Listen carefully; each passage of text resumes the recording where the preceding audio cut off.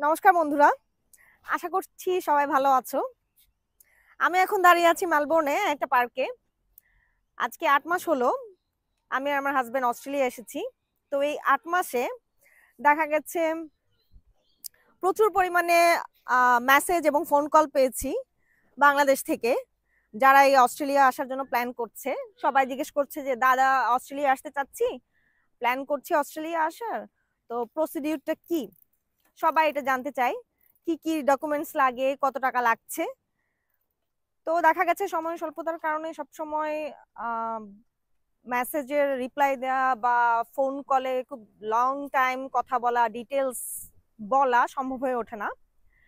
তো আমার আজকের এই ভিডিওতে আমি চেষ্টা করব অস্ট্রেলিয়া আসার প্রসিডিউর সম্পর্কে ওভারঅল একটা আইডিয়া দিতে। আশা করি ভিডিওটা আপনাদের জন্য খুবই হেল্পফুল হবে।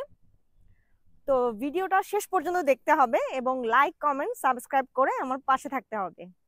ফার্স্ট স্টেপ বলতে অনেকের কাছে মনে হয় যে আইএলটিএস বা পিটি ক্লিয়ার করাটা ফার্স্ট স্টেপ, বাট না, আমার কাছে মনে হয়েছে ফার্স্ট স্টেপ হচ্ছে আপনার ব্যাংক ডিটেলস এবং প্রপার্টি ডিটেলসটা ক্লিয়ার করে রাখা। কারণ অস্ট্রেলিয়া আসার জন্য অনেক বড় একটা অংশ জুড়ে থাকে আপনার ব্যাংক ডিটেলস ক্লিয়ার আছে কিনা এবং প্রপার্টি ডিটেলসটা ক্লিয়ার আছে কিনা। ব্যাংক ডিটেলস ক্লিয়ারের মধ্যে হচ্ছে আপনার এফডিআর বা সঞ্চয়পত্র অথবা সেভিংস অ্যাকাউন্টে মিনিমাম 45 lakhs টু 80 lakhs আমি বলবো। এর চেয়ে বেশি যদি আপনার থাকে তাহলে অবশ্যই ভালো, এটা ভিসার হার বাড়িয়ে দেয়। আর প্রপার্টি ডিটেলস এর মধ্যে আপনার কি কি জায়গা জমি সম্পত্তি বা বাড়ি আছে, ফ্ল্যাট আছে, এগুলোর যে দলিল থাকে এটা আপনি ক্লিয়ার করে রাখার চেষ্টা করবেন, ডকুমেন্টস করে রাখার চেষ্টা করবেন, কারণ এটা ভিসার সময় আপনার অনেক কাজে আসবে। দেন আপনি সেকেন্ড স্টেপ হিসেবে আমি বলবো আইএলটিএস বা পিটিটা ক্লিয়ার করে রাখা। যেহেতু আমি মাস্টার্সে এসেছি, তো মাস্টার্সের স্কোরটাই আমি বলবো। সেটা হচ্ছে IELTS 6.5 and no band less than 6, আর পিটিতে হচ্ছে ওভারঅল 58। তো ইংলিশ টেস্টটা ক্লিয়ার করার পরে আপনি চয়েস করবেন আপনার সাবজেক্টটা। আপনি চেষ্টা করবেন যাতে আপনার ব্যাচেলারের সাথে আপনার পোস্ট গ্রাজুয়েশনের সাবজেক্টটা মিল থাকে। একাডেমিক ডকুমেন্টসগুলোর মধ্যে আমি বলবো যে প্রবলেমটা আমি ফেস করেছিলাম, আপনারা ট্রান্সক্রিপ্টটা, সার্টিফিকেট সবাই তুলে রাখে কিন্তু ট্রান্সক্রিপ্টটা বেশিরভাগ মানুষই তুলতে ভুলে যায় বা অনেক লেটে গিয়ে তোলে, বিভিন্ন সমস্যা হয়। তো ট্রান্সক্রিপ্টটা আপনি তুলে রাখবেন আগে থেকেই। কোনো ভার্সিটিতে অ্যাপ্লাই করার আগে আপনি ট্রান্সক্রিপ্টটা তুলে রাখবেন, তাহলে আপনার সময় নষ্ট হবে না। আমার ক্ষেত্রে যেটা হয়েছিল, আমি ট্রান্সক্রিপ্টটা আমার লাস্ট পোস্ট গ্র্যাজুয়েশনের ট্রান্সক্রিপ্টটা আগে থেকে তুলে রাখিনি দেখে আমার 1 মাস সময় নষ্ট হয়েছিল ওই ট্রান্সক্রিপ্টটা আমার হাতে পেতে। সাবজেক্ট চয়েস করার পরে আপনি চয়েস করবেন আপনার স্টেটটা, আপনি রিজিয়নে আসতে চাচ্ছেন বা সিটিতে আসতে চাচ্ছেন। বাংলাদেশের বেশিরভাগ মানুষই প্রেফার করে যে তার রিলেটিভস বা ফ্রেন্ড সার্কেল কোথায় আছে সেটার উপরে।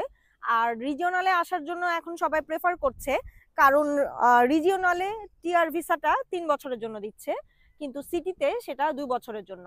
আর রিজিওনালে থাকলে আপনি এক্সট্রা 5 পয়েন্টস পাবেন, যেটা আপনি সিটিতে পাচ্ছেন না। দেন আপনার স্টেট চয়েস করা শেষ হলে আপনি যাবেন এজেন্সির কাছে। কোন এজেন্সির কাছে যাবেন এটা নিয়ে আমি কোনো রিকমেন্ড করব না, আপনার যে এজেন্সি পছন্দ আপনি সেটাতে যাবেন। যাওয়ার পরে এজেন্সি আপনাকে পুরো প্রসিডিউরটা বলে দিবে। অস্ট্রেলিয়াতে যেহেতু পার্সোনালি কোনো অ্যাপ্লিকেশন ড্রপ করা যায় না, সব অ্যাপ্লিকেশন এজেন্সির মাধ্যমে করতে হয়, তবে অবশ্যই আপনি চেষ্টা করবেন অথরাইজড এজেন্সিতে যাওয়ার। আর যে এজেন্সিগুলো আপনার কাছ থেকে অ্যাপ্লাই করার জন্য টাকা চাইবে বা অস্ট্রেলিয়া আসার জন্য বিভিন্ন ধাপে টাকা চাইবে, আপনি বুঝে নেবেন ওগুলো অথরাইজড এজেন্সি না, কারণ কোনো অথরাইজড এজেন্সি আপনার কাছ থেকে অস্ট্রেলিয়া আসার জন্য স্টুডেন্ট ভিসাতে টাকা নেবে না। এখন যেহেতু বেশিরভাগ ভার্সিটিতেই জিটি ক্লিয়ারেন্সের একটা বিষয় রয়ে গেছে, তো দেখা গেছে অনেক ভার্সিটি থেকে আমি শুনেছি আমার পরিচিত অনেকের জিটিটা ক্লিয়ার হচ্ছে না। তো চেষ্টা করবেন জিটিটা ক্লিয়ার হওয়ার পরে দেন আপনি যদি জিটি ক্লিয়ার না হয়, অফার লেটার যদি না পান, তারপর আপনি অন্য স্টেটের কথা চিন্তা করবেন। ওই স্টেটে যে ভার্সিটিগুলো আছে সেখানে আপনার সাবজেক্টটা আছে কিনা দেখে দেন আপনি ওই স্টেটে অ্যাপ্লাই করার চেষ্টা করবেন, তার আগে করবেন না। আপনার জিডি ক্লিয়ার হয়ে যাওয়ার পরে আপনি যখন অফার লেটার পাবেন তখন আপনি অবশ্যই একটা জিনিস চেক করে দেখবেন, সেটা হচ্ছে আপনার হেলথ ইন্স্যুরেন্সটা ভার্সিটি থেকে প্রোভাইড করছে কিনা। কারণ হেলথ ইন্স্যুরেন্সটা যদি ভার্সিটি থেকে প্রোভাইড করে থাকে তাহলে এটা অনেক কমে পাওয়া যায়, অনেক টাকা সেভ হয়ে যায়। যেমন আমার ক্ষেত্রে যেটা হয়েছিল, আমার ভার্সিটি থেকে প্রোভাইড করার কারণে আমি হেলথ ইন্স্যুরেন্সটা পেয়েছিলাম 6,000 AUD দিয়ে, যেটা আমি নর্মালি যখন থার্ড পার্টি দিয়ে কিনতে যাওয়ার জন্য ট্রাই করেছিলাম তখন সেটা শো করছিল 12,000 AUD। তো আপনারা চেষ্টা করবেন ভার্সিটির মাধ্যমে হেলথ ইন্স্যুরেন্সটা কভার করার। এরপরে হেলথ ইন্স্যুরেন্স সহ আপনি যখন আপনার টিউশন ফিটা পে করবেন, তারপর 2 থেকে 10 দিনের মধ্যে আপনার কাছে সিওইটা ইউনিভার্সিটি পাঠিয়ে দেবে। দেন সিওই আসার পরে আপনি যেটা করবেন, এখন আপনার সবচেয়ে কাজে লাগবে আপনার যে ফার্স্ট স্টেপটা আমি বলেছিলাম, ব্যাংক ডিটেলস এবং প্রপার্টি ডিটেলস, ওগুলোকে এই কারণে ফার্স্ট স্টেপ বলেছিলাম। সিওই হাতে পাওয়ার সাথে সাথে আপনার যদি ব্যাংক ডিটেলস এবং প্রপার্টিটা রেডি থাকে তাহলে আপনি ভিসা লঞ্চ করে ফেলতে পারবেন, কারণ ভিসার জন্য এই ডকুমেন্টসগুলো মাস্ট।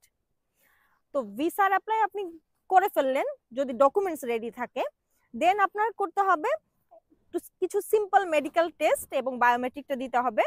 এগুলোর রেজাল্ট ইউজুয়ালি 2 থেকে 7 দিনের মধ্যে চলে আসে। যখন রেজাল্ট চলে আসবে তখন আপনি ফাইনালি ভিসা লঞ্চ করতে পারবেন। এরপর ফাইনালি ভিসা লঞ্চ করার পরে ওয়েট করা ছাড়া তো আর কোনো কাজ নেই, আপনার ওয়েট করতে হবে। আমি ভিসা পেয়েছিলাম 7 দিনে, এখন ভিসা দিতে যেহেতু লেট হচ্ছে, অনেকের শুনেছি যে 90 দিন লাগছে, তো ওয়েট করা ছাড়া আসলে কোনো উপায় নেই, আপনার ওয়েট করতে হবে আর আপনার স্রষ্টাকে স্মরণ করতে হবে। যেদিন আপনি ভিসা পেয়ে যাবেন সেদিনই আপনি প্লেনের টিকিট কেটে ফেলবেন এবং চলে আসবেন আপনার স্বপ্নের দেশ অস্ট্রেলিয়াতে আপনার স্বপ্ন পূরণের জন্য। Thank you. নেক্সট এরকম আরো ইনফরমেটিভ ভিডিও পেতে আমার সাথে থাকুন এবং আমার পেজটাতে সাবস্ক্রাইব বাটনে একটা ক্লিক করে দিবেন।